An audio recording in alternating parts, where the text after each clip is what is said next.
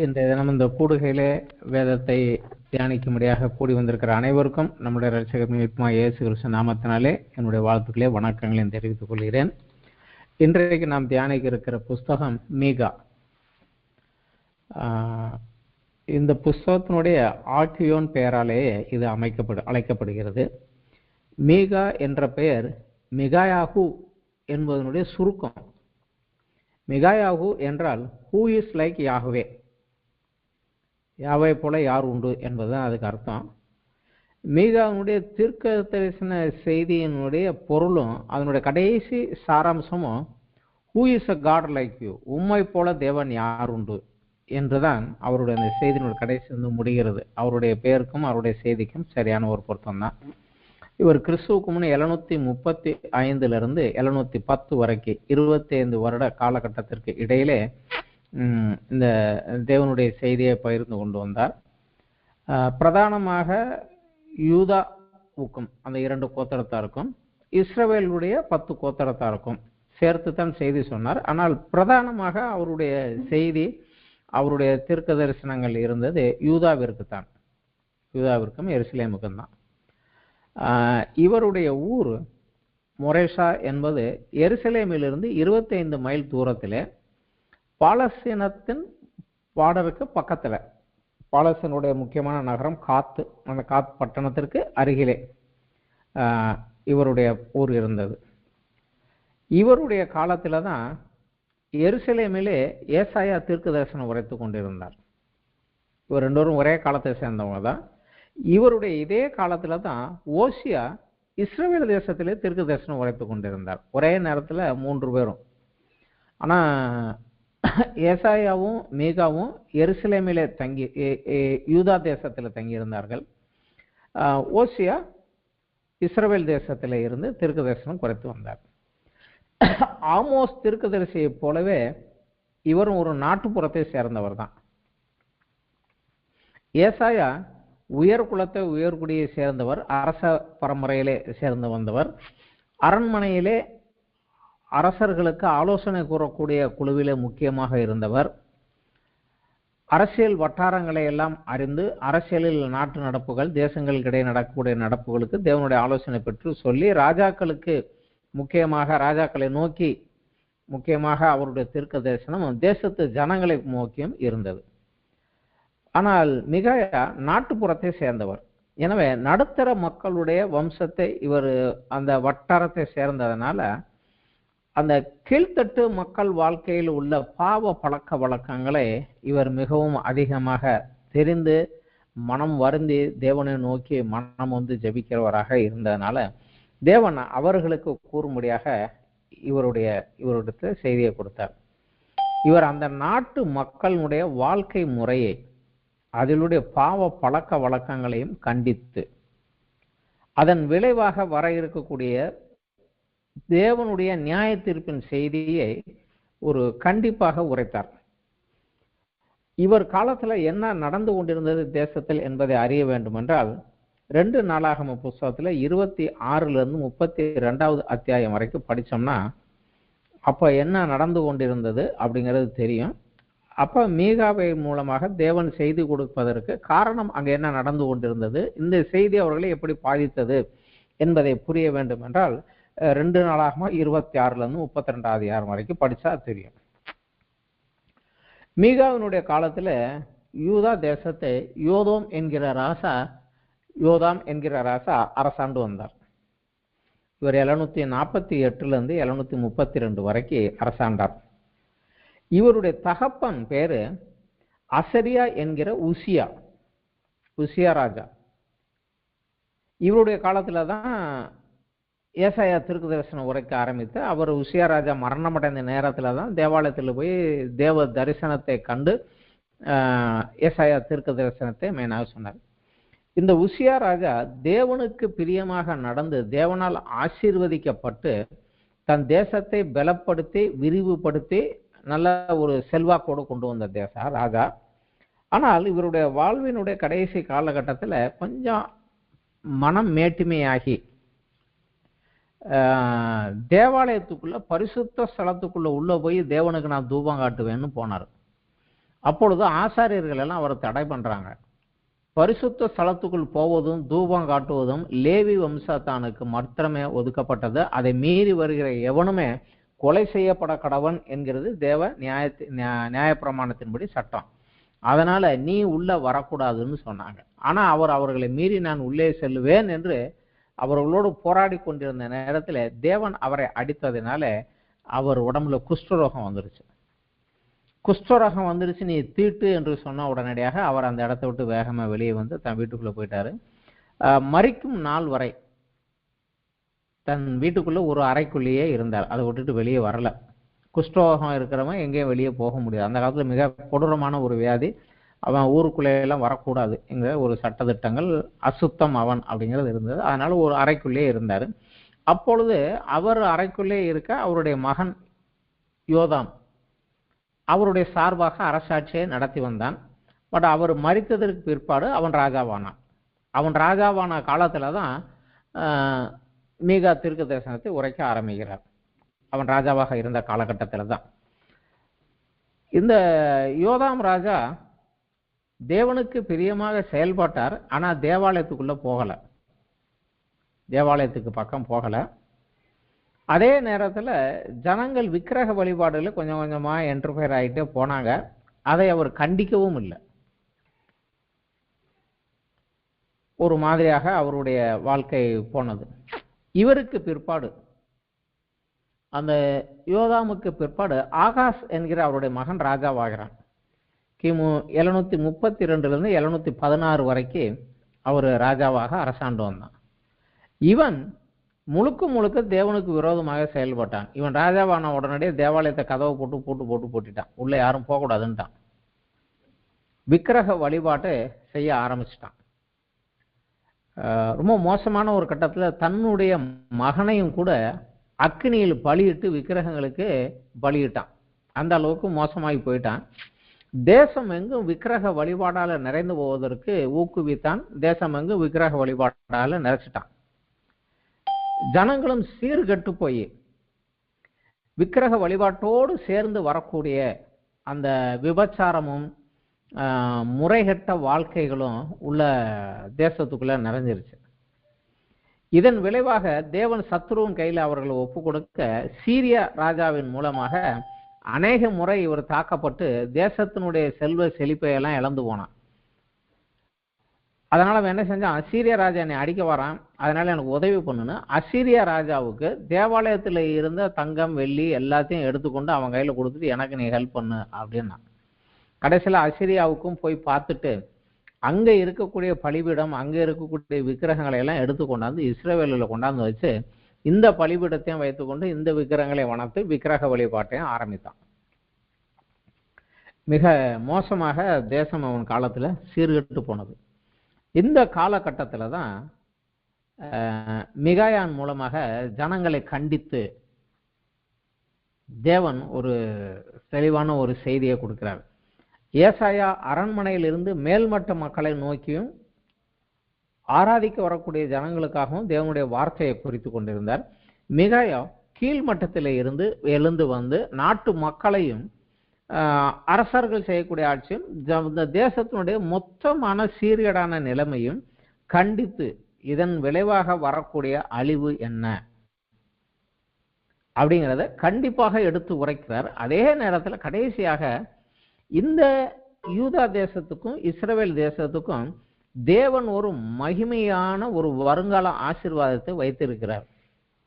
அதுக்கு யோக்கியமா நடந்து கொள்ளுங்க, இல்லைன்னா நீங்க அடிக்கப்பட்டு போயிடுவீங்க அப்படின்னு ஒரு கண்டிப்போடு ஒரு பிற்காலத்தில் வரக்கூடிய ஒரு ஆசீர்வாதமான தேவனுடைய தீர்மானத்தையும் சொல்லி, இப்பொழுது நீங்க அதுக்கு தகுதி இல்லாம போயிட்டீங்கன்னா இப்பவே அழிஞ்சு போயிடுவீங்க, தேசம் சிறையிருப்புக்குள்ள போக நேரிடும், எருசலேம் மண் மேடாகி போய்விடும், தேவாலயம் தேவாலயம்னு சொல்லிக்கிட்டு இருக்காதீங்க என்று ஒரு தீர்க்கமான ஒரு எச்சரிக்கையும் கொடுத்தார். இவர் செய்தி, ஏசாயாவுடைய செய்தியும் ஒரு அளவுக்கு செயல்பட்டது, பலன் கொடுத்தது என்று சொல்லலாம். ஏன்னா ஆகாசுக்கு பிற்பாடு ராஜாவான எசேக்கியா ராஜா, ஆகாசனுடைய மகன் எசேக்கியா ராஜா மீண்டும் தேவாலயத்தை திறந்தான், தேவாலயத்தை சுத்திகரித்தான், மீண்டும் ஆராதனைகளை முதலிடம் கொடுத்து தேவ ஆராதனை, தேவ ஒழுங்குகள், நியாயப்பிரமாணத்துக்கு முதலிடம் கொடுத்து கொண்டு வந்தான். பஸ்கா பண்டிகை ஆரம்பித்தான். பஸ்கா கொண்டாட வரும்படியாக இது யூதா தேசத்துல எருசலேமில் இருந்தாலும் கூட இஸ்ரவேல் தேசத்துக்கும் ஆட்களை அனுப்பினான். அனுப்பி போய் சொல்லுங்கப்பா, பஸ்கா பண்டிகை நாங்க வச்சிருக்கிறோம், தேவனை தேடுகிற ஜனங்கள் நீங்க தொழுது கொள்ளும்படியாக வரலாம் என்று ஒரு அறிவிப்பும் கொடுத்துட்டு வந்தான். அங்க இருந்து ஜனங்க கொஞ்சம் பேர் வந்தாங்க. இங்க இருந்து வைத்து பஸ்கா பண்டிகைகள் நடந்து முடித்த உடனடியாக பஸ்கா முடிஞ்சு அவங்க ஊருக்கு போறவங்க எல்லாம் அவங்க ஊர்ல இருக்கக்கூடிய அந்த விக்கிரக மேடைகளையும் பலிபீடங்களையும் தகர்த்து, விக்கிரக தோப்புகளை அழித்து, விக்கிரகங்களை அழித்து, தேசம் ஒரு ஆன்மீக ஒரு மறுமலர்ச்சிக்குள்ளேயும் தேசம் ஒரு சீர்திருப்புகளையும் எழுந்து வந்தது. உதாரணமாக மீகாவினுடைய இந்த செய்தியும் ஏசாயனுடைய செய்தியும் இதற்கு காரணமாக இருந்திருக்கலாம். அந்த எசேக்கியா ராஜாவை குறித்து நம்ம கொஞ்சம் ஜாஸ்தி படிக்கணும்னா 2 நாளாகமத்தில் 29 32 வசனம் வரைக்கும், ஏசாயா 36 39 அத்தியாயம் வரைக்கும் படித்தா இந்த எசேக்கியா ராஜா காலகட்டம் இருக்கும். இவனுக்கு விரோதமாக அசீரியாவினுடைய ராஜா, ஏனென்றால் இவன் காலகட்டத்துக்குள்ளேயே இஸ்ரவேல் தேசம் முழுவதும் அசீரியர்களால் சிறைப்பிடிக்கப்பட்டு அவர்கள் கைக்குள்ள போயிருச்சு.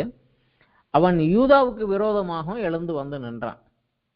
அப்பொழுது அவன் தேவனை நோக்கி மன்றாடினால நம்ம எல்லாருக்கும் தெரிந்த ஒரே இரவிலே ஒரு தேவதூதன் அனுப்பி 1,80,000 பேர் அசீரிய படை வீரர்களை ஆண்டவர் கொன்றார். ஒரு பெரிய மிராக்கல் வெற்றியெல்லாம் இவனுக்கு கொடுக்கப்பட்டது, இந்த எசேக்கியாவுக்கு கொடுக்கப்பட்டது. அந்த அளவுக்கு வருவதற்கு மீகாவினுடைய ஒரு செய்தியும் ஏசாயாவினுடைய தீர்க்கதரிசன செய்தியும் ஒரு காரணமாக இருந்திருக்கலாம். இந்த மீகாவினுடைய புஸ்தகத்தை நம்ம 3 பிரிவாக பிரிக்கலாம். ஃபர்ஸ்ட் பார்ட் 1-3 சாப்டர் தேவ ஜனங்களுடைய பாவ பட்டியலும் அதன் விளைவாக வர இருக்கக்கூடிய தண்டனையும்.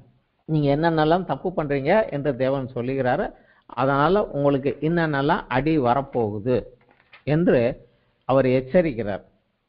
எப்போதுமே தீர்க்கதரிசன செய்திகள் என்று தேவனிடத்தில் வரக்கூடிய செய்திகள் எல்லாம் எப்பவுமே ஃபர்ஸ்ட் இது உங்ககிட்ட குறை இருக்கு, இதை சரி பண்ணு, சரி பண்ணலைன்னா என்ன அடி வரும், சரி பண்ணிக்கிட்டேன்னா இந்த மாதிரி வரும்.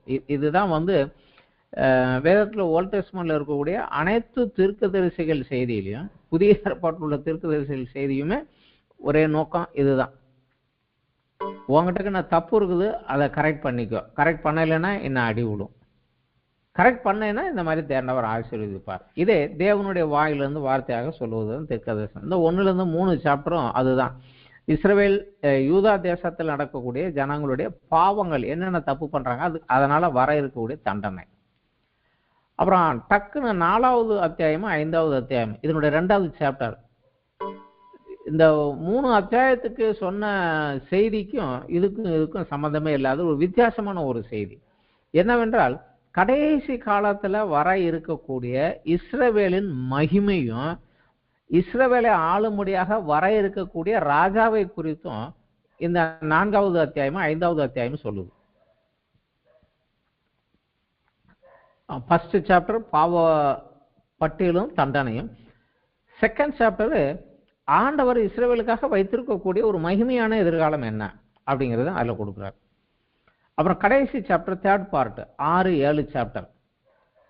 இந்த 6-7 சாப்டர்ல தேவன் ஒரு வக்கீல் வாதாடுவதை போல ஜனங்களை நோக்கி நீங்க என்னென்ன தப்பு செய்றீங்க, மனம் திரும்பி வாங்க அப்படின்னு அவர் ஒரு உருக்கமான ஒரு அழைப்பு கொடுக்கிறார். தேவன் கொடுக்கக்கூடிய அழைப்பு என்ன, அதுதான் இந்த கடைசி 6-7 சாப்டர்ல தேர்ட் பார்ட்ல இருக்குது. விசேஷத்துக்கு 1வது சாப்டர்ல ஃபர்ஸ்ட் பார்ட்ல நம்ம பார்த்தோம்னா ஃபர்ஸ்ட் சாப்டர்ல 2வது வசனம் 4வது வசனம் படித்து பார்த்தா அதுல அவர் சொல்லுகிறாரு, சகல ஜனங்களை கேளுங்கள், பூமியே அதில் உள்ளவைகளை செவி கொடுங்கள், கர்த்தராகிய ஆண்டவர் தம்முடைய பரிசுத்த ஆலயத்தில் இருக்கிற ஆண்டவரே உங்களுக்கு விரோதமாக சாட்சியாக இருக்கிறார். இதோ கர்த்தர் தமது ஸ்தானத்திலிருந்து புறப்பட்டு வருகிறார், அவர் இறங்கி பூமியின் உயர்ந்த இடங்களை மிதிப்பார். மெழுகு அக்னிக்கு முன்பாக உருகிறது போல, மலைகளை பாயும் தண்ணீர் தரையை பிளக்குகிறது போலவும் பர்வதங்கள் அவர் கீழே உருகி பள்ளத்தாக்குகள் பிளந்து போகும். தேவன் நியாயம் தீர்க்கிறதுக்காக கோபத்தோட இறங்கி வராரு, ஜாக்கிரதையா இருங்க அப்படின்னு. அடுத்து 5வது சாப்டர்லையும் 6 7 வசனங்கள்ல வந்து நான் எருசலேமை எருசலேமை நான் தண்டிப்பேன், இஸ்ரவேல் வம்சங்களையும் இஸ்ரவேல் தேசத்துடைய தலைநகர் சமாரியா, அந்த சமாரியாவை நான் முற்றிலுமாக நொறுக்கி போட்டு இஸ்ரவேல் தேசத்தை நான் அடித்து நொறுக்க போகிறேன், இதை நான் தீர்மானித்துட்டேன், நான் இப்ப இறங்கி வர்றேன் அப்படி என்று கண்டிப்பாக சொன்னார். இவர் சொல்லி கொண்டிருக்கிற அந்த காலகட்டத்திலேயே தான் இஸ்ரவேல் அசிரியாவின் கீழ் சிறையிருப்புக்குள்ள போச்சு. இவர் சொன்ன வார்த்தைக்கு வார்த்தை அப்படியே நிறைவேறியது. அதற்கு பின்னாடி வரக்கூடியது அடுத்த சாப்டர்ல 2வது சாப்டர் 3வது சாப்டர்ல வந்து தேசத்தினுடைய அழிவுக்கு காரணம் என்ன, அதற்கு வரக்கூடிய தண்டனை என்ன அப்படின்னு சொல்லுகிறார். ஆனா இதுல ஒரு சொல் நயமான ஒரு விளையாட்டு போல ஒன்றை வந்து மீகா சொல்லியிருக்கிறார். இது வந்து அநேகர் வந்து கொஞ்சம் வித்தியாசமாக படிக்கிறது. 1வது அத்தியாயத்திலே அழிவுகள் வரும் இருக்கும் அப்படிங்கிற போது ஒவ்வொரு பேரையும் சொல்லி அதற்கு என்னென்ன நடக்கும் அப்படின்னு சொல்லுகிறார். அதுல 1வது அத்தியாயம் 10வது வசனத்துல இருந்து அவர் சில காரியங்களே சொல்லிக்கிட்டே போறாரு. 10வது வசனம் சொல்லுகிறாரு, தேசத்தை நோக்கி அழிவு வருகிறது, அதை காத் பட்டணத்திலே அறிவியாதேயுங்கள். என்றால் காத் வந்து பாலஸ்தீன தேசத்தில் உள்ளது, இவங்க சத்ருவனுடைய ஒரு பட்டணம், அங்க போய் யூதாவுக்கு என்னென்ன அடி உளுந்துருச்சுன்னு சொல்லாதீங்க அப்படிங்கிறாரு. அடுத்து பெத்தப்ராவிலே புழுதியிலே பொருள் அப்படிங்கிறார். பெத்தப்ரா அப்படிங்கிற ஊருக்கு பேருக்கு அர்த்தமே புழுதியின் வீடு தான்.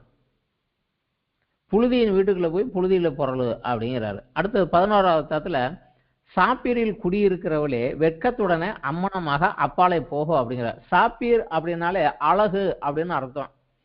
ஆனா அழகுங்கிற ஊர்ல குடியிருக்கிறவளே நீ வந்து வெட்கத்தோட அம்மனமா போ அப்படிங்கிற மாதிரி சொல்றாரு.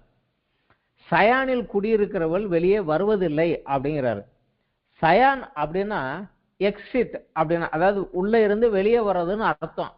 ஆனா உள்ள இருந்து வெளியே வர்றது, ஆனா நீ வெளியே வரவே மாட்ட, நீ உள்ளுக்குள்ளதான் இருப்ப அப்படிங்கிற மாதிரி சொல்றாரு.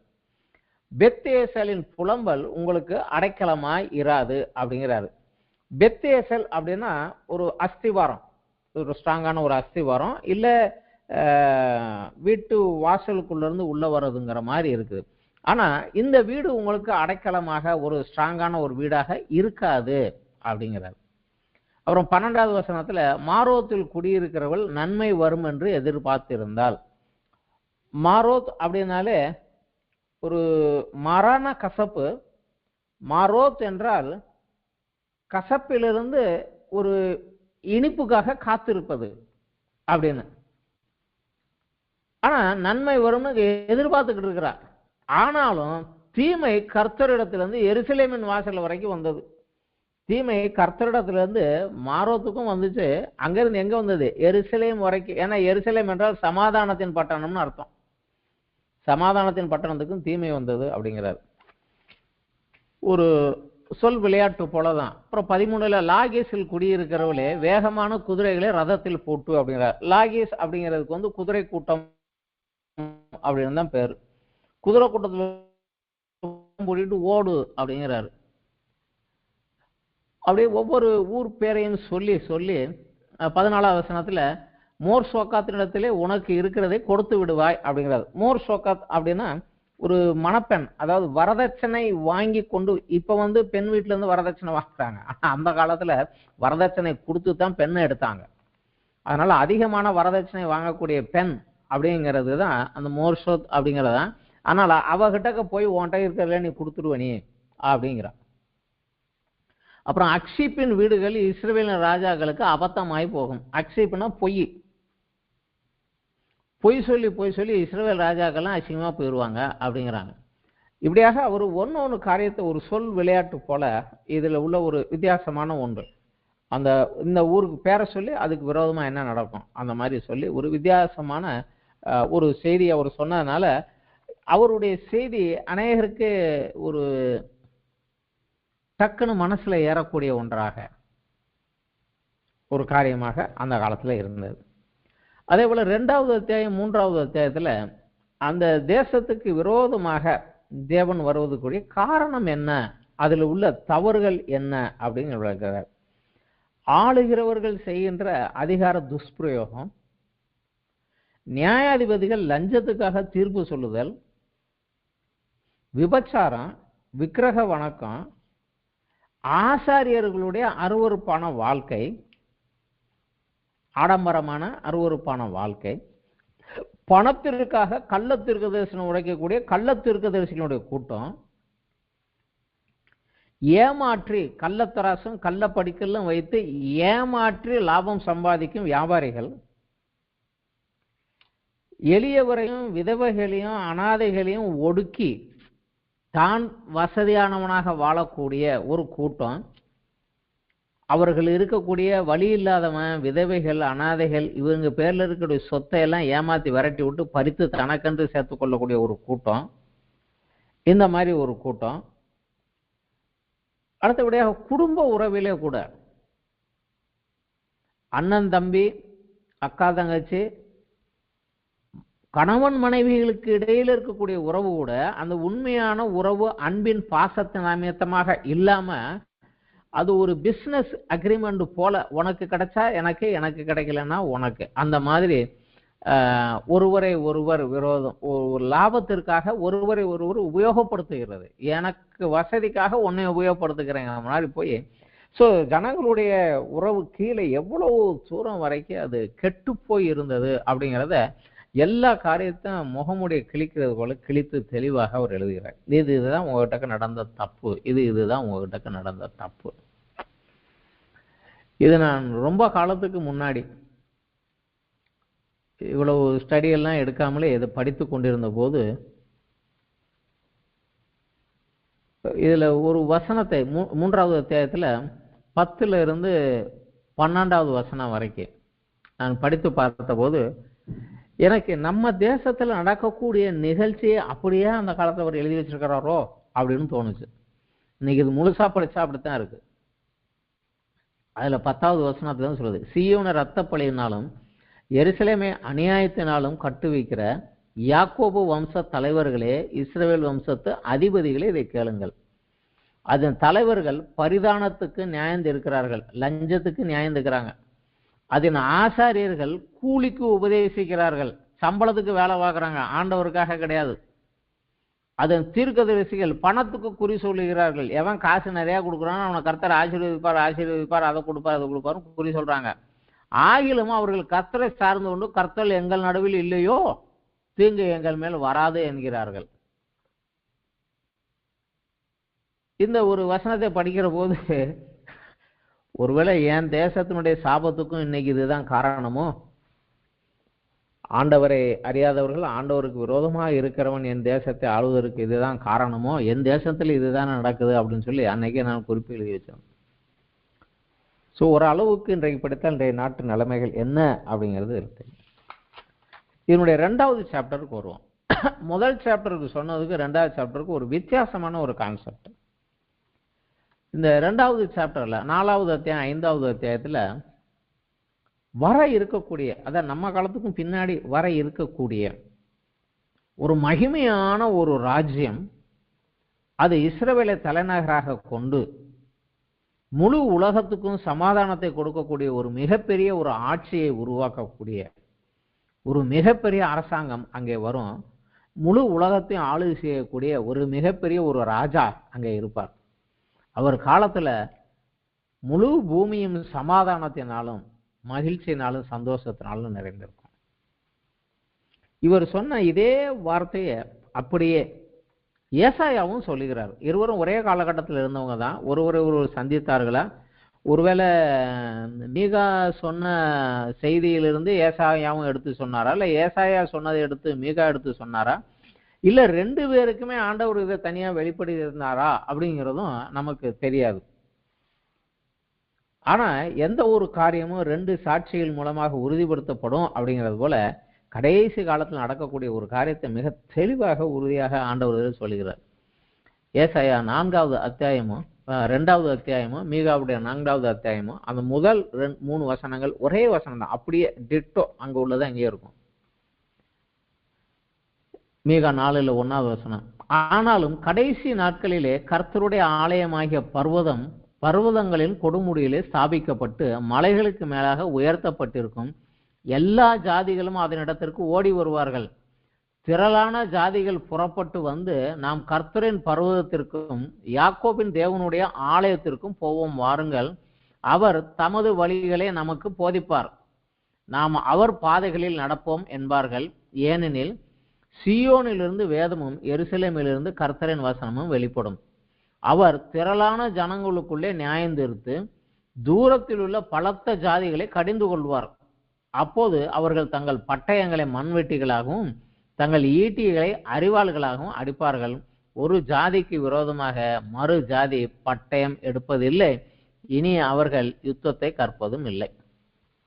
அதுக்கு பிற்பாடு வரக்கூடிய வசனங்கள் எல்லாம் தேசம் எவ்வளவு ஆசீர்வாதமாக இருக்கும். இன்னைக்கு எந்த தேசமாக இருந்தாலும் அதனுடைய பட்ஜெட்டில் மெஜாரிட்டி போர்ஷன் செலவாகிறது யுத்தத்துக்கும் ஆயுதங்கள் தயாரிக்கிறதுக்கும் தான். விவசாயத்திற்கோ நாட்டு நலனுக்கோ செலவு பண்ணுவதை காட்டிலும் அதிகபட்சம் அதுக்கு தான் வருஷம் செலவு பண்றாங்க. எல்லா தேசங்களும், பூமியில இருக்கக்கூடிய எல்லா தேசங்களுமே, சில தேசங்கள் சக்தியை மீறி கூட செலவு பண்றாங்க. ஆனா ஒரு ராஜா வருவார், அவர் வருகிற நாளிலே எந்த தேசமும் இன்னொரு தேசத்துக்கு விரோதமாக யுத்தம் செய்வதில்லை. ஏன்னா எல்லா தேசங்களுக்கும் இடையில இருக்கக்கூடிய பிரச்சனைகளை அவருக்கு சமாதானமாக தீர்த்து வைப்பார். சமாதான பிரபுவாக அவர் ஆளுகிற போது நடக்கும் அப்படிங்கிறத இதுல இருந்து ஆரம்பித்து அப்படியே எழுதிட்டு வர. இதே வசனத்தை அப்படியே ஏசாயா 2:1-4 வசனங்கள்லையும் சொல்றார். ஸோ இது ஒரு வர இருக்கக்கூடிய, நம்ம இப்ப வெகு விரைவில் வர இருக்கக்கூடிய ஒரு ராஜ்யம் இது. அதே போல 5வது அத்தியாயத்துல அந்த ராஜாவை குறித்து, அந்த ராஜ்யத்தை ஆளப்போகின்ற அந்த ராஜாவை குறித்து தெளிவாக சொல்லுகிறார். இதுலதான் மிக முக்கியமான ஒரு வசனம் என்ன வருதுன்னா, அந்த ராஜா எங்க பிறப்பாரு, எந்த ஊர்ல பிறப்பாரு அப்படிங்கிறது தெளிவாக சொல்லுகிறார். 5வது அத்தியாயத்துல 1வது வசனத்துல இஸ்ரவேலுடைய நியாயாதிபதியை கோலினால் கன்னத்தில் அடிப்பார்கள் அப்படிங்கிறார். அது இயேசு கிறிஸ்து சிலுவை பாடுகளில் வரக்கூடிய ஒரு வழியையும் இதுல அவருக்கு இந்த மாதிரி வரும் அப்படின்னு சொல்லுகிறாரு. அடுத்து 2வது வசனத்துல, எப்பிரத்தா எனப்பட்ட பெத்லகேமே, நீ யூதேயாவில் உள்ள ஆயிரங்களுக்குள்ளே சிறியதா இருந்தாலும் இஸ்ரவேலை ஆளப்போகிறவர் உன்னிடத்திலிருந்து புறப்பட்டு என்னிடத்திற்கு வருவார். அவருடைய புறப்படுதல் அநாதி நாட்களாகிய பூர்வத்தினுடையது அப்படிங்கிறார். ஆனா இதை இவர் சொல்லி 700 வருடங்களுக்கு பிற்பாடு தான் இயேசு கிறிஸ்து பெத்லகேமில பிறந்தார். அவர் இருந்தது வேற ஊர்ல தான். ஆனா முதல்ல உலகத்துல சென்சஸ் எடுக்கணுங்கிறது அந்த ராஜா ஆரம்பித்தது அன்னைத்தான். அந்த சென்சஸ் கணக்கின்படி பேர் கொடுக்கறதுக்காக இவங்க போனாங்க. பெத்லகேமுக்கு கண்டிப்பாக போக வேண்டியிருந்தது, அங்க டெலிவரி ஆகும். இது ஆதியிலேயே திட்டமிடப்பட்ட ஒண்ணுன்னாரு. அது அவர் சொன்னபடி அப்படியே வரிக்கு வரி நிறைவேறியது. எப்படி இந்த வரிக்கு வரி நிறைவேறிச்சோ, அப்ப அதுக்கு முன்னாடி சொன்ன அந்த மகிமையான ராஜ்யமும் வரிக்கு வரி நிறைவேறும். இது இந்த இதுல இருக்கக்கூடிய ஒரு மிக முக்கியமான ஒரு செய்தி.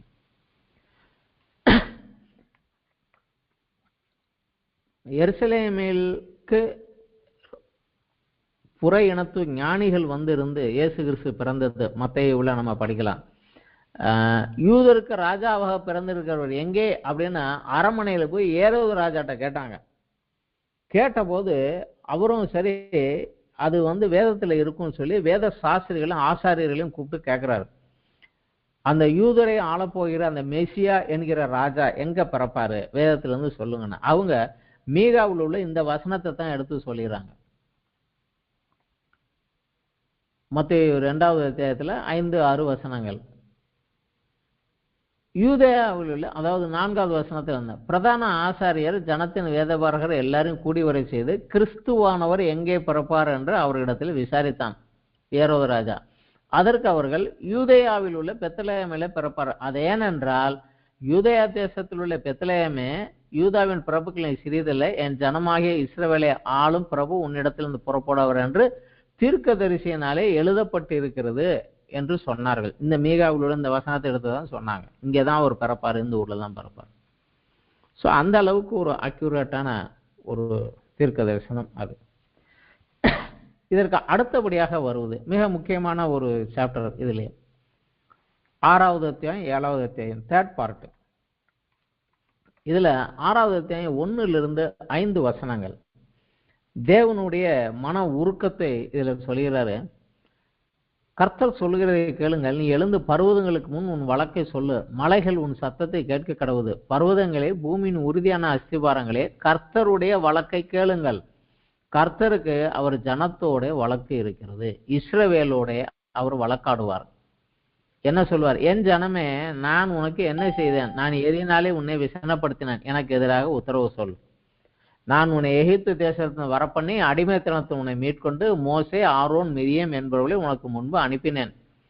என் ஜனமே, மோவாபின் ராஜாவாகிய பாலாக் பண்ணின யோசனை இன்னதென்றும், இவர்களை சபிக்கும்படியாக இவர்களை அழிக்கும்படியாக அவன் பண்ணின யோசனை இன்னதென்றும், பேயரின் குமாரனாகிய பிலேயாம் அவனுக்கு பிரதியுத்தரமாக சொன்னது இன்னதென்றும், சீத்தின் தொடங்கி கீழ்கால் மற்றும் நடந்தது இன்னதென்றும் நீ கர்த்தருடைய நீதிகளை அறிந்து கொள்ளும்படி நினைத்துக்கொள்ள. அந்த 40 வருஷம் வனாந்திரங்கள் உங்களுக்கு விரோதமாக என்னென்ன நடந்தது, அப்பெல்லாம் நான் என்னென்ன செய்து உங்களை எப்படி பாதுகாத்து கொண்டு வந்தீங்களா நினைச்சுக்கோ. ஏன் இப்ப எனக்கு விரோதமா நீ போன அப்படி. அதற்கு மனிதனுடைய கேள்வி 6-7வது வசனத்துல அவன் சொல்லிடுறான், எண்ணத்தை கொண்டு நான் கர்த்தருடைய சந்நிதியில் வந்து உன்னதமான தேவனுக்கு முன்பாக பணிந்து கொள்வேன். தகன பலியை கொண்டு வரணுமா, 1 வயது கன்றுக்குட்டியை கொண்டு வரணுமா, 1000 ஆட்டுக்கடாக்களின் பேரும் எண்ணெயாய் ஓடுகிற 10,000 ஆறுகளின் பேரில் கர்த்தர் பிரியமாயிருப்பாரோ? என் அக்கிரமத்தை போக்க என் முதற் பேரானவனையும் என் ஆத்மாவின் பாவத்தை போக்க என் கற்பத்தின் கனியையும் கொடுக்க வேண்டுமோ அப்படிங்கிற. என் பாவத்தை போக்கி என் ஆண்டவர் முன்னாடி நான் பரிசுத்தவானாகி அக்செப்ட் ஆகிறதுக்கு நான் என்ன செய்ய முடியும்? இது வெளி உலகத்திலிருந்து புற இனத்திலிருந்த ஒரு வழிபாடுகள். ஆனா அதையெல்லாம உன்னை செய்ய சொன்னேன் நானு அப்படின்னு சொல்லிட்டு 8வது வசனத்தை சொல்லுகிறார். இன்றைக்கும் நமக்கு ஆண்டவர்கிட்ட வரக்கூடிய ஒரு வார்த்தை அதுதான். 8-9 வரக்கூடிய வார்த்தை. அவர் சொல்கிறாரு, மனுஷனே, நன்மை இன்னதென்று அவர் உனக்கு அறிவித்திருக்கிறார். நியாயம் செய்து இரக்கத்தை சிநேகித்து உன் தேவனுக்கு முன்பாக மல தாழ்மையாய் நடப்பதை அல்லாமல் வேற எண்ணத்தை கர்த்தர் உன்னிடத்தில் கேட்கிறார். கர்த்தருடைய சத்தம் நகரத்தை நோக்கி கூப்பிடுகிறது. ஞானம் உள்ளவன் உம்முடைய நாமத்தை மதிப்பான். மிலாற்றுக்கும் அதை நியமித்தவருக்கும் செவி கொடுங்கள். கர்த்தருடைய வார்த்தைக்கு காது கொடுத்து கேளுங்கப்பா, அவர் சொன்னதை கேட்டு நடங்கப்பா. இதுதானப்பா கேட்டிருக்காரு, உன்னை அது இது இல்லாம கேட்டாரு அப்படின்னு சொல்றாரு. அதுக்கப்புறம் 6வது வசனத்துல 6வது அத்தியாயத்துல 9வது வசனத்திலிருந்து 19வது வசனம் வரைக்கும் தேவனும் தனக்கு முன்பாக ஜனங்கள் செய்த தவறுகள் என்னென்ன அப்படிங்கிறது ஒரு பட்டியல் போடுறாரு. அதன் விளைவாக என்னென்னலாம் வந்துடும். ஒரு தவறு செய்தா அதனுடைய பின் விளைவு ஒன்று இருக்கும். அந்த பின் விளைவாக நீ தண்டிக்கப்பட்டு நீ கஷ்டப்பட வேண்டியிருக்கும், அதனால அதெல்லாம் செய்யாத அப்படின்னு கொடுத்துட்டு 7வது அத்தியாயத்துல மனம் திரும்பி வருகிறவனை தேடுகிற தேவனுடைய அங்கலாய்ப்பு. யாராவது மனம் திரும்பி வந்துட மாட்டானா என்று நான் எவ்வளவாக தேடுகிறேன் என்கக்கூடிய தேவனுடைய மனதினுடைய அங்கலாய்ப்பும், ஆனா அவருடைய நேசத்தை அறியாமல் உணராமல் கடினப்பட்டு போன மக்களுடைய இதயத்தினுடைய நிலைமையையும் அவர் சொல்லி, ஆனா ஒரு சிறு கூட்டம் எனக்கென்று உண்மையாகவே காத்திருக்கும். அந்த கூட்டத்தை நான் எப்படி ஆசீர்வதிப்பேன் அப்படிங்கிறார். எல்லாரையும் தான் கூப்பிட்டேன், ஆனா எல்லாரும் வரமாட்டாங்க, கடினப்பட்டு போயிட்டாங்க. ஆனா ஒரு சிறு கூட்டம் எனக்காக காத்திருக்கும். அந்த கூட்டத்தை நான் திருப்பி இழுத்து நான் திருப்பி ஆசீர்வதிப்பேன் என்று அவர் தெளிவாக சொல்லுகிறார். ஒரு சிறிய செய்தி தான், ஆனா இது மெதுவாக ஒரு வசனத்துக்கு வசனம் அப்படியே மெதுவாக படித்தா இன்று தேவன் நம்மிடத்துல சொல்லக்கூடிய ஒரு தெளிவான செய்தியாக இது நமக்கு நிற்கும். இந்த புஸ்தகத்திலிருந்து கிறிஸ்தவர்களாகிய நாம கற்றுக்கொள்வது என்ன? இதுல நம்ம என்ன கற்றுக்கொள்ளணும் அப்படின்னா, தேவன் கூறிய எல்லா பாவங்களும் குற்றங்களும் அருவருப்புகளும் அப்படியே எழுத்தின்படி இன்று நமது தேசத்தில் நடைபெற்று கொண்டு வருகிறது. நமது தேசம் மட்டுமல்ல, முழு உலகமும் தேவனுடைய நியாய தீர்ப்பை எதிர்கொள்ளும் காலத்திலே, தேவனுடைய எச்சரிப்புகளை பெற்றுக்கொண்டிருக்கிற காலத்திலே, அவருடைய தண்டனையை பெற்றுக்கொண்டிருக்கக்கூடிய காலத்திலே நம்ம இருக்கிறோம். ஆனாலும் இன்றைக்கும் கர்த்தருடைய அந்த ஒரு செய்தி நமக்கு வருகிறது. மனம் திரும்ப மாட்டாயா, நான் உனக்காக காத்திருக்கேன், வரமாட்டாயா என்று அவர் கூப்பிடக்கூடிய அந்த ஒரு குரல் இன்றைக்கும் நம்மை நோக்கி வந்து கொண்டுதான் இருக்கிறது. அதுல 7வது அத்தியாயத்துல கடைசியாக ஒரு கருத்து சொல்லுகிறார்.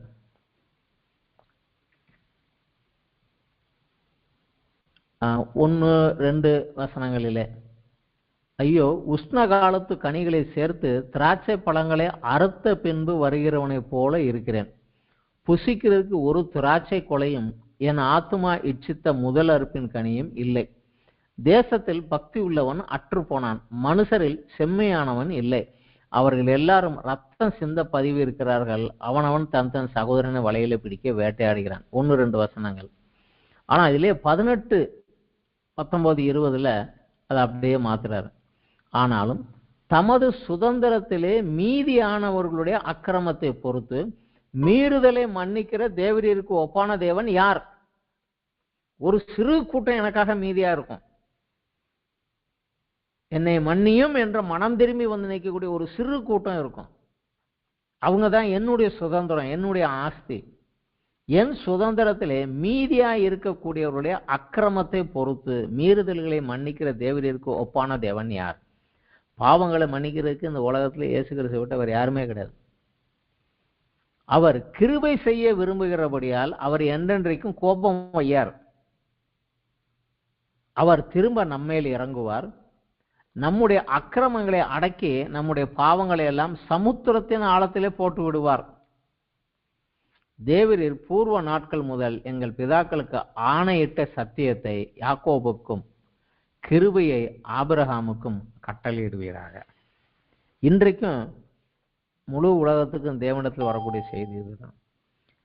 என்னை முழு மனதோட தேடுகிறவன் யாராவது ஒருத்தன் இருக்கானா? நான் சொன்னபடி நடக்கிறவன் இருக்கானா? நான் தேடிக்கிட்டு இருக்கிறேன். ஆனா ஜனங்கள் கடினப்பட்டு போயிருப்பான். ஆனால் ஒரு சிறு கூட்டம் எனக்கு இருக்குதான். அவங்கள் அக்கிரமம், அவர்கள் பாவத்தை மன்னித்து நான் அவர்களை திரும்ப எழுப்பி கொண்டு வருவேன். அந்த மகிமையான அரசாட்சியிலே அவர்கள் என்னோடு உடன் வந்திருப்பார்கள். ஒரு மிகப்பெரிய ஒரு ஆசீர்வாதத்தை இந்த ஒரு சிறு கூட்டத்துக்காக நான் வைத்திருக்கிறேன் என்று சொல்லுகிறார். அந்த ஒரு சிறு கூட்டத்துக்குள்ள நம்ம இருக்க வேண்டும். இயேசு கிறிஸ்துவும் ஒரு விதவையை குறித்து எப்படி ஒரு நியாயாதிபதிட்டு போய் திருப்பி திருப்பி போராடி கேட்டா அவன் இவனை தொந்தரவு பண்ணக்கூடாது என்பதற்காக நியாயம் செய்தான் வந்தாங்கிற சொல்லிட்டு கடைசி சொல்லுகிறாரு, மனுஷகுமாரன் பூமியிலே வரும்போது விசுவாசத்தை காண்பாரோ அப்படிங்கிறார். அந்த ஒரு காலகட்டத்துக்குள்ளதான் நம்ம போய்கிட்டு இருக்கிறோம். ஆனாலும் அந்த காலகட்டத்தில் உண்மையான ஒரு சிறு கூட்டத்தை ஆண்டவர் தேடி கொண்டிருக்கிறார். அதுக்குள்ள நம்ம இருந்து அவருடைய ஆசீர்வாதத்தை பெற்றுக்கொள்ள வேண்டும். எப்படி இயேசு பெத்லகேமில் பிறப்பாருன்னு மீகா சொன்னது 700 வருடங்களுக்கு பிற்பாடு வார்த்தைக்கு வார்த்தை நிறைவேறியதோ, அதே போல மீகாவினுடைய 4வது அத்தியாயத்தில் சொன்ன அந்த கடைசி நாட்களுடைய கர்த்தருடைய ஆலயமாகிய பர்வதங்களின் கொடுமுடியிலே ஸ்தாபிக்கப்படும், மலைகளுக்கு மேலாக உயர்த்தப்படும், எருசலேமிலே தேவாலயம் எழுப்பப்படும், அங்கே இருந்து ஒரு ராஜா முழு உலகத்தை ஆசீர்வதிப்பார். இன்றைக்கு யுனைடெட் நேஷன் சபையில் வாசல்ல இருக்கிற போர்டு இந்த மீகாவில் உள்ள ஒரு போர்டு தான். அதுல 3வது வசனத்துல பாதியை மட்டும் வச்சிருக்கிறார். அவர்கள் தங்கள் பட்டயங்களை மண்வெட்டிகளாகவும் தங்கள் ஈட்டிகளை அறிவாள்களாகவும் அடிப்பார்கள். ஒரு ஜாதிக்கு விரோதமாக மறுஜாதி பட்டயம் எடுப்பதில்லை, இனி அவர்கள் யுத்தத்தை கற்பதும் இல்லை. இந்த ஒரு பாதி வசனத்தை மட்டும் எழுதி வச்சிருக்காங்க. இதுதான் யுனைடெட் நேஷன்ஸ் ஃபோக்கஸ் அப்படிங்கிறாங்க. ஆனா அது அந்த சமாதான கர்த்தர் எருசலேமில் உட்கார்ந்து கொண்டு ஆளுகிற போதுதான் இது நடக்குமே ஒழிய இது இவர்களெல்லாம் நடக்காது. இன்றைக்கு நடக்கலை.